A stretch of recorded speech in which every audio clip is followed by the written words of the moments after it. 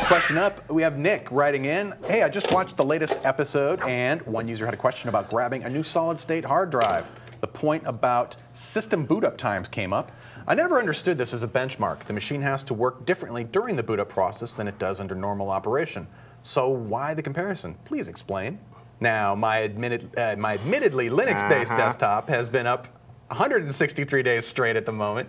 Boot times have never seemed that important to me. I love the show. Catch you later, Nick. I put this question in there because one, it's a great like classic Linux dig. Like I haven't had to shut down my computer in 3 years. So that's awesome. That's Linux. It's not like most of us, but yeah. For servers I've seen running that long. Now, for those of us that do reboot our systems or shut them down on a regular basis, like my notebook, anyway, dropping boot times to 1/5 that they were is a pretty nice thing.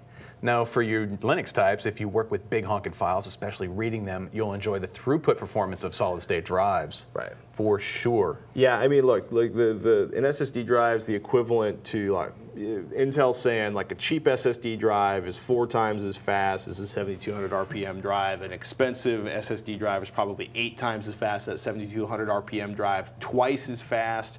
And these are all loose numbers. I should probably benchmark. I have a Raptor. I've got like a 1 terabyte. I've got like a 1 terabyte Western Digital Black, a Raptor, and an SSD. So I should benchmark all 3 of them to do real-world throughput. If you're working with huge files, SSDs can be amazing even under Linux.